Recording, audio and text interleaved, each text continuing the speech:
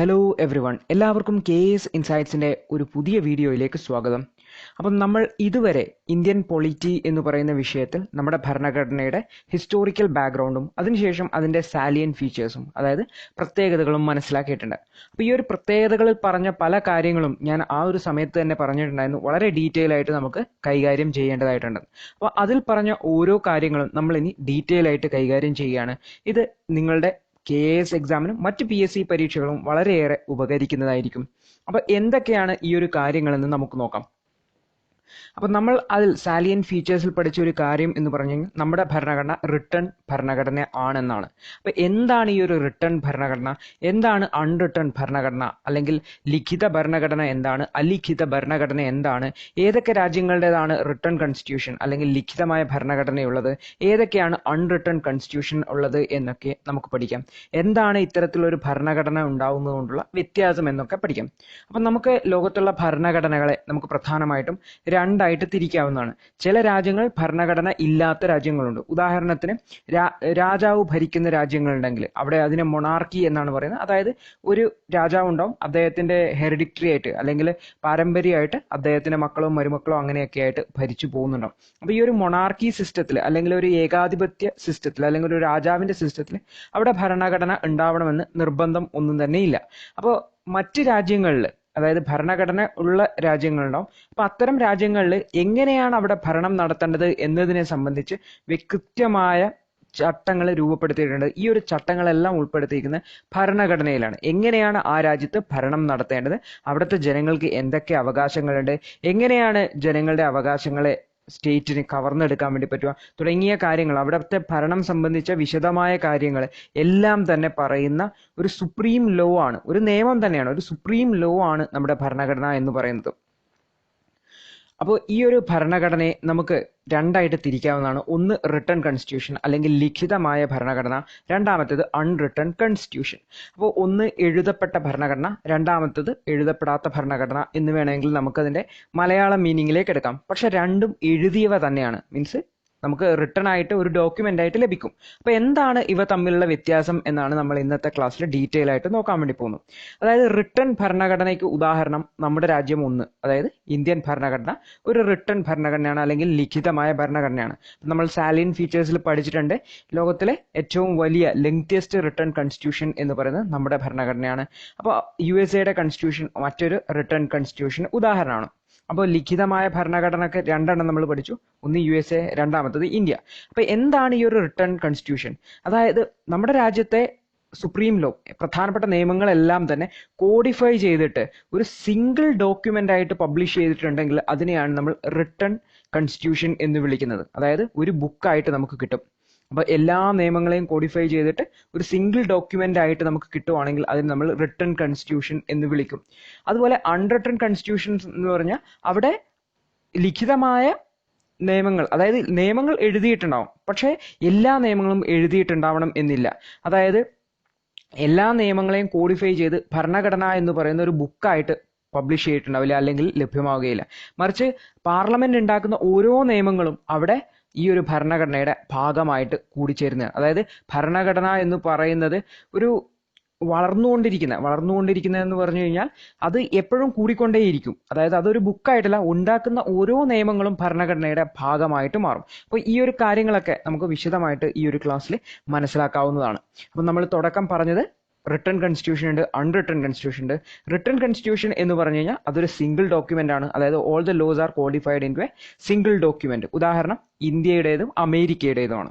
അപ്പോൾ unwritten constitution എന്ന് പറഞ്ഞു കഴിഞ്ഞാൽ റിട്ടേൺ ലോസ് എഴുതിയിട്ടുണ്ടാവും, പക്ഷേ all the laws are not written. അതായത് എഴുതപ്പെടാത്ത കുറേ നിയമങ്ങൾ കൂടി അവിടെയുണ്ട്. അപ്പോൾ ഈ എഴുതപ്പെടാത്ത നിയമങ്ങളും ഭരണഘടനയുടെ ഭാഗമാണെങ്കിൽ അതിനെ നമുക്ക് അൺറിട്ടേൺ കോൺസ്റ്റിറ്റ്യൂഷൻ എന്ന് വിളിക്കാം. ഉദാഹരണത്തിന് പൊളിറ്റിക്കൽ കൺവെൻഷൻസ്, അതായത് ഭരണഘടനയിൽ പറയാത്ത പല കാര്യങ്ങളും അവിടെ ഒരു കൺവെൻഷൻ പോലെ നടന്നു പോകുന്നുണ്ടാവും. അപ്പോൾ ഇത്തരത്തിലുള്ള കാര്യങ്ങളൊക്കെ ഉൾപ്പെടുന്നതുകൊണ്ട് അവിടുത്തെ ഭരണഘടനയെ നമുക്കൊരു സിംഗിൾ ഡോക്യുമെന്റ് ആയിട്ട് എടുത്തു കാണിക്കാൻ വേണ്ടി പറ്റില്ല. അതായത് ഉണ്ടാക്കിയ കുറേ നിയമങ്ങളെ നമുക്കൊരു ബുക്ക് വേണമെങ്കിൽ ആക്കാം, പക്ഷെ അതിൽ ഉൾപ്പെടാത്ത ഒരുപാട് കൺവെൻഷൻസ് അല്ലെങ്കിൽ ഒരുപാട് ഭാഗങ്ങൾ ആ ഒരു ഭരണഘടനയുടെ അവിടുത്തെ ഭരണരീതിയുടെ ഭാഗമായിട്ടുണ്ടാവും. അപ്പൊ ഇതൊക്കെ വരുമ്പോഴാണ് അത് അൺറിട്ടൺ കൺസ്റ്റിറ്റ്യൂഷനായി മാറുന്നത്. അപ്പോൾ ഇതിന്റെ പ്രത്യേകതകൾ നമുക്ക് കുറച്ചുകൂടി മനസ്സിലാക്കാം. അപ്പോൾ ഉദാഹരണം 1 ബ്രിട്ടൻ ആണ്. അപ്പോൾ സാധാരണ PSC പരീക്ഷകൾക്ക് അലിഖിത ഭരണഘടനയുള്ള ഒരു രാജ്യം എന്ന് പറഞ്ഞാൽ സ്വാഭാവികമായിട്ടും ഉണ്ടാകുന്ന ഓപ്ഷൻ ബ്രിട്ടൻ ആണ്. മറ്റൊരു രാജ്യം ന്യൂസിലൻഡ് ആണ്. വേറൊരു രാജ്യം ഇസ്രായേലാണ്. അപ്പോൾ നമ്മളൊരു അൺറിട്ടൺ കൺസ്റ്റിറ്റ്യൂഷൻ 3 ഉദാഹരണങ്ങൾ ഓർത്തു വെക്കാം. ഒന്ന് UK, അടുത്തത് ന്യൂസിലൻഡ്, മൂന്നാമത്തേത് ഇസ്രായേൽ. അപ്പോൾ ഈ ഒരു ബേസിക് ഡിഫറൻസ് നമുക്ക് മനസ്സിലായി. അതായത് റിട്ടൺ കോൺസ്റ്റിറ്റ്യൂഷനിൽ all the laws are codified in a single document, നമുക്കൊരു ബുക്കായിട്ട് എടുത്തു വെക്കാൻ വേണ്ടി പറ്റും. രണ്ടാമത്തേത് അൺറിട്ടൺ കോൺസ്റ്റിറ്റ്യൂഷനിൽ നമുക്കൊരു ബുക്കായിട്ട് എടുത്തു വെക്കാൻ പറ്റില്ല.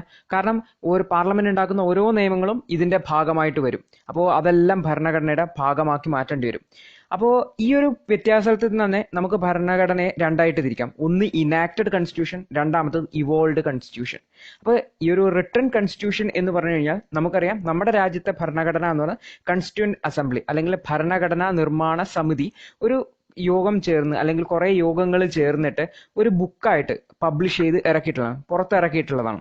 അപ്പോൾ ഇതിനെയാണ് ഇനാക്റ്റഡ് കോൺസ്റ്റിറ്റ്യൂഷൻ എന്ന് പറയുന്നത്. അതായത് ഒരു സ്പെസിഫിക് ബോഡി, അതായത് കോൺസ്റ്റിറ്റ്യൂന്റ് അസംബ്ലി അല്ലെങ്കിൽ ഭരണഘടനാ നിർമ്മാണ സമിതി ഒരു കോൺസ്റ്റിറ്റ്യൂഷൻ ക്രിയേറ്റ് ചെയ്തു. ഈ ഒരു കോൺസ്റ്റിറ്റ്യൂഷൻ ഒരു പ്രത്യേക ദിവസമാണ് നിലവിൽ വന്നത്. നമ്മുടെ രാജ്യത്താണെങ്കിൽ 1950 ജനുവരി 26 അന്നാണ് നമ്മൾ റിപ്പബ്ലിക് ആയത്. അപ്പോൾ ഇന്ത്യയുടെ കേസിൽ ഒരു റിട്ടൺ കോൺസ്റ്റിറ്റ്യൂഷൻ ആണ്, അതൊരു ഇനാക്റ്റഡ് കോൺസ്റ്റിറ്റ്യൂഷൻ ആണ്. എന്താണ് ഇനാക്റ്റഡ് കോൺസ്റ്റിറ്റ്യൂഷൻ? അതായത് ഒരു സ്പെസിഫിക് ബോഡി, ഒരു പ്രത്യേക ബോഡി അല്ലെങ്കിൽ കുറെ ആൾക്കാർ കൂടിച്ചേർന്നിട്ടുള്ള ഒരു സമിതിയാണ് ഈ ഒരു ഭരണഘടന ഉണ്ടാക്കുന്നത്. അവർ ഈ ഭരണഘടന ഉണ്ടാക്കിയിട്ട് അതൊരു പ്രത്യേക ദിവസമാണ് നമ്മുടെ രാജ്യത്ത് നിലവിൽ വരുന്നത്. 1950 ജനുവരി 26 ആണ് ആ ദിവസം. ആ ദിവസമാണ് നമ്മൾ റിപ്പബ്ലിക് ഡേ ആയിട്ട് ആഘോഷിക്കുന്നത്. അപ്പോൾ ഈ ഒരു റിട്ടൺ കോൺസ്റ്റിറ്റ്യൂഷൻ എന്ന് പറഞ്ഞു കഴിഞ്ഞാൽ എഴുതിപ്പെട്ട് അത് ഒരു പ്രത്യേക ദിവസമാണ് നിലവിൽ വരുന്നത്. മറിച്ച് അൺറിട്ടൺ കോൺസ്റ്റിറ്റ്യൂഷൻ എന്ന് പറഞ്ഞാൽ ഇവോൾവ്ഡ് കോൺസ്റ്റിറ്റ്യൂഷൻ ആണെന്ന് പറയാം. ഇവോൾവ് ചെയ്യുക എന്ന് പറഞ്ഞാൽ ഇങ്ങനെ ഉയർന്നു വന്നുകൊണ്ടേയിരിക്കുക, അതായത് ഇതിങ്ങനെ വളർന്നുകൊണ്ടേയിരിക്കുകയാണ്. അതായത് ഒരു പ്രത്യേക ദിവസമല്ല ഈ ഒരു കോൺസ്റ്റിറ്റ്യൂഷൻ വന്നിരിക്കുന്നത്, അത് കാലാകാലങ്ങളായിട്ടുള്ള നിയമങ്ങൾ ആഡ് ചെയ്യുന്നതിനനുസരിച്ച് കോൺസ്റ്റിറ്റ്യൂഷൻ ഇങ്ങനെ വന്നുകൊണ്ടേയിരിക്കുകയാണ്. കോൺസ്റ്റിറ്റ്യൂഷനിൽ ഇങ്ങനെ മാറ്റം വന്നുകൊണ്ടേയിരിക്കുകയാണ്. അപ്പോൾ all the unwritten constitutions are evolved constitutions. അപ്പോൾ റിട്ടൺ കോൺസ്റ്റിറ്റ്യൂഷൻ എന്ന് പറഞ്ഞാൽ ഇനാക്റ്റഡ് കോൺസ്റ്റിറ്റ്യൂഷൻ ആണ്. അൺറിട്ടൺ കോൺസ്റ്റിറ്റ്യൂഷൻ എന്ന് പറഞ്ഞാൽ ഇവോൾവ് ചെയ്ത കോൺസ്റ്റിറ്റ്യൂഷൻ ആണ്, ഇങ്ങനെ വളർന്നുകൊണ്ടേയിരിക്കുന്ന കോൺസ്റ്റിറ്റ്യൂഷൻ ആണ്. അതായത് കുറേ സമയങ്ങൾ എടുത്ത് ഇങ്ങനെ ഉണ്ടായിക്കൊണ്ടേയിരിക്കുന്ന കോൺസ്റ്റിറ്റ്യൂഷൻ ആണ്. അപ്പം നമ്മുടെ ഇനാക്റ്റഡ് കോൺസ്റ്റിറ്റ്യൂഷനും ഇവോൾവ്ഡ് കോൺസ്റ്റിറ്റ്യൂഷനും തമ്മിലുള്ള വ്യത്യാസം മനസ്സിലായെന്ന് പറഞ്ഞു. അപ്പം ഞാൻ ഈ അൺറിട്ടൺ കോൺസ്റ്റിറ്റ്യൂഷൻ ഒരു ഇവോൾവ്ഡ് കോൺസ്റ്റിറ്റ്യൂഷൻ ആവണമെങ്കിൽ ഒരു കണ്ടീഷൻ പറഞ്ഞിട്ടുണ്ടായിരുന്നു. പാർലമെന്റ് ഉണ്ടാക്കുന്ന നിയമങ്ങളെല്ലാം തന്നെ കോൺസ്റ്റിറ്റ്യൂഷന്റെ ഭാഗമായിട്ട് മാറുമെന്ന്. അപ്പം നമുക്കൊരു കാര്യം ഇതിൽ നിന്ന് മനസ്സിലാക്കാം. അതായത് അൺറിട്ടൺ കോൺസ്റ്റിറ്റ്യൂഷനിൽ പാർലമെന്റിന് ഭയങ്കര സുപ്രീം പവറാണ്. കാരണം പാർലമെന്റ് ഉണ്ടാക്കുന്ന എല്ലാ നിയമങ്ങളും എന്ത് സംഭവിക്കും? നമ്മുടെ അൺറിട്ടൺ കോൺസ്റ്റിറ്റ്യൂഷന്റെ ഭാഗമായിട്ട് മാറും, അതായത് ഭരണഘടനയുടെ ഭാഗമായിട്ട് മാറും. അപ്പൊ ഈ ഒരു പ്രത്യേകത ഉള്ളത് കൊണ്ട് തന്നെ അൺറിട്ടൺ കോൺസ്റ്റിറ്റ്യൂഷൻ ഉള്ള രാജ്യങ്ങളിൽ പാർലമെന്റിനാണ് സുപ്രീം പവർ ഉള്ളത്. പാർലമെന്റാണ് ഏറ്റവും പവർ ഉള്ളത്. അവർ എന്ത് നിയമങ്ങൾ ഉണ്ടാക്കുന്നോ അത് ഭരണഘടനയുടെ ഭാഗമായിട്ട് മാറുകയാണുള്ളത്. ഉദാഹരണത്തിന് നമ്മുടെ ഒരു രാജ്യത്ത് ഫണ്ടമെന്റൽ റൈറ്റ്സ് എന്ന് പറയുന്ന ഭാഗമുണ്ട്, നമ്മുടെ ഭരണഘടനയിൽ പറഞ്ഞിട്ടുണ്ട്. പക്ഷെ ബ്രിട്ടീഷ് കോൺസ്റ്റിറ്റ്യൂഷനിൽ അങ്ങനെ ഫണ്ടമെന്റൽ റൈറ്റ്സ് എന്ന് പറയുന്ന ഒരു ഭാഗമില്ല. മറിച്ച് അവിടെ പാർലമെന്റിന് ഏത് ഫണ്ടമെന്റൽ റൈറ്റ് വേണമെങ്കിലും നിയമങ്ങൾ ഉണ്ടാക്കി എടുത്തു കളയാവുന്നതേ ഉള്ളൂ. അപ്പോൾ റിട്ടൺ കോൺസ്റ്റിറ്റ്യൂഷൻ ആവുന്ന സമയത്ത് നമുക്ക് ഓൾറെഡി അറിയാം നമ്മൾക്ക് ഇന്ന അവകാശങ്ങളൊക്കെ ഉണ്ടെന്ന്. അൺറിട്ടൺ കോൺസ്റ്റിറ്റ്യൂഷൻ ഉണ്ടാവുന്ന സമയത്തോ അങ്ങനെ നമുക്ക് നേരത്തെ അറിവൊന്നുമില്ല.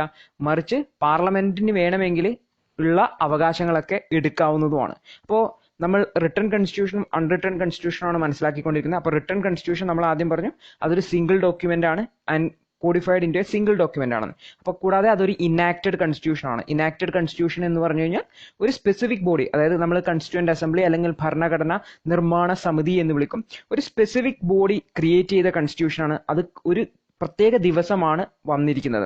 മറിച്ച് അൺറിട്ടൺ കോൺസ്റ്റിറ്റ്യൂഷൻ എന്ന് പറഞ്ഞാൽ ഇവോൾവ്ഡ് കോൺസ്റ്റിറ്റ്യൂഷൻ ആണ്. അതായത് അതൊരു പ്രത്യേക ദിവസം വന്നതല്ല, ഒരു പ്രത്യേക ബോഡി ഉണ്ടാക്കിയതല്ല, മറിച്ച് കാലാകാലങ്ങളായിട്ട് ഉണ്ടാക്കിയ നിയമങ്ങളെല്ലാം തന്നെ കൂട്ടിച്ചേർത്താണ് അവിടെ ഒരു കോൺസ്റ്റിറ്റ്യൂഷൻ എന്ന് പറയുന്ന ഭാഗം ഉണ്ടായിരിക്കുന്നത്. അപ്പൊ ഇതിന്റെ കോൺസ്റ്റിറ്റ്യൂഷന്റെ ഭാഗമായിട്ട് ഒരുപാട് കൺവെൻഷൻസും കമന്ററീസും ഒക്കെ ഉണ്ടാവും. അപ്പോൾ ഇവോൾവ്ഡ് കോൺസ്റ്റിറ്റ്യൂഷനിൽ പാർലമെന്റിന് സുപ്രീം പവർ ആണ്. അപ്പോൾ ഇനാക്റ്റഡ് കോൺസ്റ്റിറ്റ്യൂഷനിൽ പാർലമെന്റിന് ഒരു സുപ്രീം പവർ ഒന്നുമില്ല. കാരണം പാർലമെന്റിന് ഒരു നിയമം ഉണ്ടാക്കി കഴിഞ്ഞാൽ അത് നമ്മുടെ ഭരണഘടനയുടെ ഭാഗമാകണമെന്ന് നിർബന്ധമൊന്നുമില്ല. കാരണം പാർലമെന്റിന് ഓർഡിനറി ലോസ് ഉണ്ടാക്കാൻ പറ്റും, കൺസ്റ്റിറ്റ്യൂഷണൽ അമെൻമെന്റ് ലോസും ഉണ്ടാക്കാൻ വേണ്ടി പറ്റും. അപ്പോൾ എന്തെങ്കിലും തരത്തിലുള്ള ഒരു മാറ്റം നമ്മുടെ പാർലമെന്റ് കൺസ്റ്റിറ്റ്യൂഷനിൽ മാറ്റം വരുത്തണമെങ്കിൽ അത് നമ്മുടെ ഭരണഘടനയ്ക്ക് അനുസരിച്ച് മാത്രമേ മാറ്റം വരുത്താൻ പറ്റുകയുള്ളൂ. അല്ലെങ്കിൽ സുപ്രീം കോടതി അതിൽ ഇടപെട്ടിട്ട് നമ്മുടെ ഫണ്ടമെന്റൽ റൈറ്റിന്റെ വയലേഷൻ ഒക്കെ ആണെങ്കിൽ സുപ്രീം കോടതി അതിൽ ഇടപെട്ടിട്ട് അതിനെ കട്ട് ചെയ്യും. അപ്പോൾ ഇവിടുത്തെ പാർലമെന്റിന് എന്ത് നിയമങ്ങളും ഉണ്ടാക്കി ഭരണഘടനയിൽ മാറ്റം വരുത്താനുള്ള അവകാശങ്ങളൊന്നുമില്ല. അത്രയും സുപ്രീം പവർ റിട്ടേൺ കോൺസ്റ്റിറ്റ്യൂഷനിലെ പാർലമെന്റിന് ഇല്ല. മറിച്ച് അൺറിട്ടേൺ കോൺസ്റ്റിറ്റ്യൂഷനിലെ പാർലമെന്റ്, അതായത് ബ്രിട്ടനിലെ പാർലമെന്റിനോ അവർക്ക് എത്ര നിയമങ്ങൾ ഉണ്ടാക്കിയിട്ടും വേണമെങ്കിലും അത് ആഡ് ചെയ്യാൻ വേണ്ടി പറ്റും. അപ്പോൾ ഒരു ഉദാഹരണം ഇത് മനസ്സിലാക്കുന്നതിന് വേണ്ടിയിട്ട്, അതായത് നമ്മുടെ ഈ ഒരു പാർലമെന്റിന്റെ സുപ്രീം പവർ മനസ്സിലാക്കണമെങ്കിൽ നമുക്ക് ഏറ്റവും എളുപ്പത്തിൽ എടുക്കാൻ പറ്റുന്ന ഉദാഹരണമാണ് ഫണ്ടമെന്റൽ റൈറ്റ്സ്. അപ്പോൾ ഫണ്ടമെന്റൽ റൈറ്റ്സ് നമുക്ക് ഇന്ത്യയിലെയും, അതായത് ഇനാക്റ്റഡ് കോൺസ്റ്റിറ്റ്യൂഷനുള്ള അല്ലെങ്കിൽ റിട്ടേൺ കോൺസ്റ്റിറ്റ്യൂഷനുള്ള ഇന്ത്യയിലെയും അൺറിട്ടേൺ കോൺസ്റ്റിറ്റ്യൂഷനുള്ള ബ്രിട്ടനിലെയും കമ്പയർ ചെയ്യാം. നമ്മുടെ ഭരണഘടനയിൽ പാർട്ട് 3 എന്ന് പറയുന്ന ഭാഗത്ത് നമ്മുടെ ഫണ്ടമെന്റൽ റൈറ്റ്സ് എല്ലാം പറഞ്ഞിട്ടുണ്ട്. അതായത് നമ്മുടെ ഒരു ഇന്ത്യൻ പൗരന് അല്ലെങ്കിൽ ഇന്ത്യയിലുള്ള ആൾക്കാർക്ക് ഇന്ന അവകാശങ്ങളൊക്കെ ഉണ്ട്. എന്നാൽ ബ്രിട്ടൻ കോൺസ്റ്റിറ്റ്യൂഷനിൽ, അതായത് അൺറിട്ടേൺ കോൺസ്റ്റിറ്റ്യൂഷനിൽ അങ്ങനെ ഒരു ഭാഗം പറഞ്ഞിട്ടേ ഇല്ല. ഇത് തമ്മിലെ വ്യത്യാസം എന്താ? ഇന്ത്യൻ ഭരണഘടനയിൽ ഫണ്ടമെന്റൽ റൈറ്റ്സ് ഇതൊക്കെയാണെന്ന് പറഞ്ഞതുകൊണ്ട് നമുക്കറിയാം, ഇന്ത്യയിലെ പൗരന്മാർക്ക് അറിയാം നമ്മുടെ റൈറ്റ്സ് ഇതൊക്കെയാണ്. ഇതിനെ ആരെങ്കിലും വയലേറ്റ് ചെയ്ത് കഴിഞ്ഞാൽ നമുക്ക് നേരെ സുപ്രീം കോടതിയിൽ പോയിട്ട് എൻ്റെ റൈറ്റ്, എൻ്റെ അവകാശത്തിനെ അവർ തടസ്സപ്പെടുത്തിയെങ്കിൽ ആ ഒരു അവകാശം എനിക്ക് തിരിച്ചു പിടിക്കാൻ വേണ്ടി പറ്റും. എന്നാൽ അൺറിട്ടേൺ കോൺസ്റ്റിറ്റ്യൂഷനിലെ ബ്രിട്ടനിൽ അതിൽ ഈ ഒരു ഫണ്ടമെന്റൽ റൈറ്റ്സിനെ കുറിച്ച് പരാമർശിച്ചിട്ടേ ഇല്ല. അതിന്റെ അർത്ഥം എന്താ വെച്ച് കഴിഞ്ഞാൽ നിയമം കൊണ്ട് നിരോധിക്കാത്ത എല്ലാം തന്നെ അവിടുത്തെ പൗരന്റെ ഫണ്ടമെന്റൽ റൈറ്റ് ആണ്. അപ്പൊ നിയമം കൊണ്ട് നിരോധിക്കാത്ത എല്ലാം തന്നെ അവിടുത്തെ പൗരന്റെ ഫണ്ടമെന്റൽ റൈറ്റ് ആണെന്ന് പറഞ്ഞാൽ അർത്ഥം അവിടുത്തെ പൗരന് നിയമത്തിൽ കുറ്റം അല്ല എന്ന് പറയുന്ന എല്ലാ കാര്യങ്ങളും ചെയ്യാം. അപ്പോൾ പെട്ടെന്നൊരു ദിവസം പാർലമെന്റിന് തോന്നുവാണ് ഈ ആൾക്കാർ അധികം സംസാരിക്കുന്നുണ്ട്, അപ്പോൾ ആൾക്കാർക്ക് പബ്ലിക്കായിട്ട് സംസാരിക്കാനുള്ള അവകാശം വേണ്ടെന്ന് തോന്നി വിചാരിച്ചു. അപ്പോൾ freedom of speech and expression, അപ്പോൾ ആ ഒരു ഫണ്ടമെന്റൽ റൈറ്റ് വേണ്ടാന്ന് തോന്നി. അപ്പോൾ ബ്രിട്ടീഷ് പാർലമെന്റിന് വേണമെങ്കിൽ ഒരു നിയമം ഉണ്ടാക്കാം. അതായത് ഇവിടെ നാളെ മുതൽ ആൾക്കാരും പബ്ലിക്കായിട്ട് സംസാരിക്കാൻ പാടില്ല. അപ്പോൾ അത് നിയമമായിട്ട് വന്നു. അപ്പോൾ അത് കോൺസ്റ്റിറ്റ്യൂഷന്റെ ഭാഗമായിട്ട് മാറും. അപ്പോൾ പാർലമെന്റ് ഉണ്ടാക്കുന്ന നിയമങ്ങളെല്ലാം തന്നെ കോൺസ്റ്റിറ്റ്യൂഷന്റെ ഭാഗമായി മാറുന്നുണ്ട്. എന്ത് സംഭവിക്കും?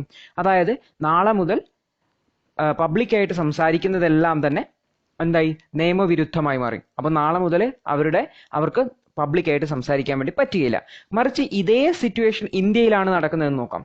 അതായത് ഇന്ത്യയിലെ ഭരണകൂടത്തിന് അല്ലെങ്കിൽ പാർലമെന്റിന് തോന്നുവാണ് ഇന്ത്യയിലെ ആൾക്കാർ സംസാരിച്ചിട്ട് ഭയങ്കര പ്രശ്നം ഉണ്ടാക്കുന്നത്, ഇവിടെ കലാപങ്ങൾ ഉണ്ടാക്കുന്നത്, അങ്ങനത്തെ ഒരുപാട് പ്രശ്നങ്ങൾ ഉണ്ടാക്കുന്നത്, കൂടാതെ ഗവൺമെന്റിനെ ഒരുപാട് വിമർശിക്കുകയൊക്കെ ചെയ്യുന്നത്. അപ്പോൾ നാളെ മുതൽ പബ്ലിക്കായിട്ട് ആൾക്കാർ ആരും സംസാരിക്കാൻ പാടില്ല എന്ന് നിയമം ഉണ്ടാക്കി. അപ്പോൾ പാർലമെന്റ് നിയമം പാസ്സാക്കി കഴിഞ്ഞാൽ നമുക്ക് ഉടനെ തന്നെ ഇവിടെ പോവാം, സുപ്രീം കോടതിയിൽ പോവാം. കാരണം ആർട്ടിക്കിൾ 19 ക്ലോസ് 1 ക്ലോസ് എ, അതായത് freedom of speech and expression നമ്മുടെ പാർട്ട് 3 ഫണ്ടമെന്റൽ റൈറ്റിലുള്ളതാണ്. നമ്മൾ ഫണ്ടമെന്റൽ റൈറ്റ് പഠിക്കുന്ന സമയത്ത് വിശദമായിട്ട് പഠിക്കും. അപ്പോൾ ഇപ്പോൾ ജസ്റ്റ് ആ ഒരു ഈ എക്സാമ്പിളിന് വേണ്ടി മനസ്സിലാക്കുക. അപ്പോൾ ഫണ്ടമെന്റൽ റൈറ്റിനെ വയലേറ്റ് ചെയ്തു, നമുക്ക് നേരെ സുപ്രീം കോടതിയിലേക്ക് പോകാം. അപ്പോൾ സുപ്രീം കോടതി പോയി കഴിഞ്ഞാൽ സുപ്രീം കോടതി പറയും നമ്മുടെ ഭരണഘടന പറയുന്ന ഫണ്ടമെന്റൽ റൈറ്റ് ആണ് freedom of speech and expression. അപ്പോൾ അതിനെ വയലേറ്റ് ചെയ്യുന്നതാണ് പാർലമെന്റ് ഉണ്ടാക്കിയ ഈ നിയമം. അപ്പോൾ പാർലമെന്റ് ഉണ്ടാക്കിയ നിയമം ഭരണഘടനയെ വയലേറ്റ് ചെയ്യുന്നതുകൊണ്ട് ഈ ഒരു നിയമം ശരിയല്ല, ഈ ഒരു നിയമം നിലനിൽക്കില്ല, അത് വെട്ടും. അപ്പോൾ ആ നിയമം നിലനിൽക്കില്ല. അപ്പോൾ അവിടുത്തെ പാർലമെന്റിനെയും ഇവിടുത്തെ പാർലമെന്റിനെയും പവർ തമ്മിലുള്ള വ്യത്യാസം നിങ്ങൾക്ക് മനസ്സിലായില്ലേ? അതായത് അവിടുത്തെ പാർലമെന്റിന് സുപ്രീം റോളാണ്. അവരെന്ത് നിയമം ഉണ്ടാക്കിയാലും അത് ഭരണഘടനയുടെ ഭാഗമായി മാറും. അത് എല്ലാ ആൾക്കാരും അനുസരിക്കേണ്ടതായിട്ട് വരും. മറിച്ച് ഇന്ത്യയിലാണെങ്കിൽ പാർലമെന്റ് ഒരു നിയമം ഉണ്ടാക്കി കഴിഞ്ഞാൽ അത് ഭരണഘടനയുടെ ഭാഗമായിട്ട് മാറിയാൽ തന്നെ അതിനെ ജുഡീഷ്യറിക്ക് ചോദ്യം ചെയ്യാൻ വേണ്ടി പറ്റും. അപ്പോൾ ജുഡീഷ്യറിക്കാണ് ഇവിടെ കുറച്ചെങ്കിലും ഒരു മോർ റോൾ ഉള്ളത്, കൂടുതൽ റോള് വരുന്നത്. മറിച്ച് ഇവിടെ പാർലമെന്റിന് ആ ഒരു സുപ്രീം റോളില്ല. അപ്പം ഞാൻ ഓൾറെഡി പറഞ്ഞു, ഇന്ത്യൻ പാർലമെന്റ് ഉണ്ടാക്കുന്ന നിയമങ്ങൾ 2 തരത്തിലുണ്ട്. ഒന്ന് ഭരണഘടനയിൽ മാറ്റം വരുത്തുന്നത്, രണ്ടാമത് നോർമൽ നിയമങ്ങൾ.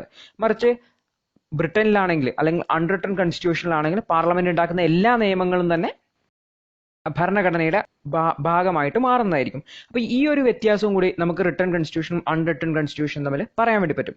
അപ്പൊ നമ്മുടെ രാജ്യത്ത് പാർലമെന്റ് ഉണ്ടാക്കുന്ന നിയമങ്ങളെ നമുക്ക് രണ്ട് തരം നിയമങ്ങളായിട്ട് തിരിക്കാൻ വേണ്ടി പറ്റും. ഒന്ന് കൺസ്റ്റിറ്റ്യൂഷണൽ ലോസ്, അതായത് കൺസ്റ്റിറ്റ്യൂഷന്റെ ഭാഗമായിട്ട് മാറ്റം വരുത്തുന്ന, അല്ലെങ്കിൽ കൺസ്റ്റിറ്റ്യൂഷനിൽ എന്തെങ്കിലും കൂട്ടിച്ചേർക്കോ അല്ലെങ്കിൽ കൺസ്റ്റിറ്റ്യൂഷനിൽ എന്തെങ്കിലും മാറ്റം വരുത്തുകയോ ചെയ്യുന്ന നിയമങ്ങൾ, അല്ലെങ്കിൽ കൺസ്റ്റിറ്റ്യൂഷനിൽ പറഞ്ഞിരിക്കുന്ന നിയമങ്ങൾ, അതായത് laws which are mention in the constitution. അപ്പൊ കൺസ്റ്റിറ്റ്യൂഷനിൽ പറഞ്ഞിരിക്കുന്നതിനെയാണ് നമുക്ക് കൺസ്റ്റിറ്റ്യൂഷണൽ ലോസ് എന്നും വിളിക്കാം.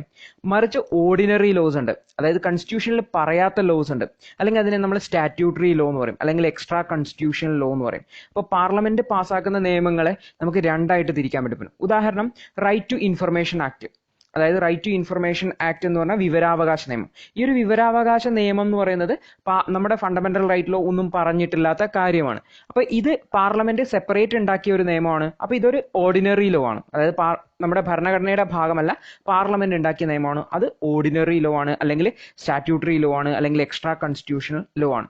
വേറൊന്നാണ് നമ്മുടെ തൊഴിലുറപ്പ് പദ്ധതിയുമായി ബന്ധപ്പെട്ട Mahatma Gandhi national rural employment guarantee act. അപ്പോൾ ഈ ഒരു ആക്ട്, അതായത് തൊഴിലുറപ്പുമായി ബന്ധപ്പെട്ട MG നരേഗ എന്ന് വിളിക്കും, Mahatma Gandhi national rural employment guarantee act. ഈ ഒരു ആക്ട് അത് ഭരണഘടനയിൽ പറഞ്ഞിട്ടില്ല, മറിച്ച് പാർലമെന്റ് ഉണ്ടാക്കിയ ഒരു നിയമമാണ്. അപ്പൊ അതെന്തായി, ഒരു ഓർഡിനറി ലോ ആണ്. അപ്പൊ നമ്മുടെ പാർലമെന്റ് ഉണ്ടാക്കുന്ന നിയമങ്ങളെ നമുക്ക് ഭരണഘടനയിൽ പറഞ്ഞിട്ടുള്ളതിനെ നമുക്ക് കൺസ്റ്റിറ്റ്യൂഷണൽ ലോസ് എന്ന് വിളിക്കാം, അല്ലെങ്കിൽ ഭരണഘടനയുമായി ബന്ധമുള്ളതിനെ നമുക്ക് കൺസ്റ്റിറ്റ്യൂഷണൽ ലോ എന്ന് വിളിക്കാം. മറിച്ച് ഓർഡിനറി ലോസും ഉണ്ട്, മറ്റ് നിയമങ്ങൾ, നാഷണൽ ഫുഡ് സെക്യൂരിറ്റി ആക്ട്, അതായത് ഭക്ഷ്യസുരക്ഷാ നിയമം എന്ന് വിളിക്കുന്നത്, അതൊരു ഓർഡിനറി ലോ ആണ്, നമ്മുടെ കൺസ്റ്റിറ്റ്യൂഷനിൽ പറഞ്ഞിട്ടൊന്നുമില്ല. അപ്പോൾ ഇത്തരത്തിലുള്ള റിട്ടേൺ കൺസ്റ്റിറ്റ്യൂഷനുള്ള രാജ്യങ്ങളിൽ പാർലമെന്റ് ഉണ്ടാക്കുന്ന നിയമങ്ങളെ നമുക്ക് കൺസ്റ്റിറ്റ്യൂഷണൽ ലോസ് എന്നും ഓർഡിനറി ലോസ് എന്നും വേർതിരിക്കാൻ വേണ്ടി പറ്റും. എന്നാൽ അൺറിട്ടേൺ കൺസ്റ്റിറ്റ്യൂഷനുള്ള രാജ്യങ്ങളിൽ എന്തായിരിക്കും അവസ്ഥ? അവിടെ നമുക്ക് ലോസിനെ ഇങ്ങനെ സെപ്പറേറ്റ് ചെയ്യാൻ പറ്റത്തില്ല. പാർലമെന്റ് ഉണ്ടാക്കുന്ന എല്ലാ നിയമങ്ങളും എവിടെ പോവും? അത് കൺസ്റ്റിറ്റ്യൂഷന്റെ ഭാഗമായിട്ട് മാറും.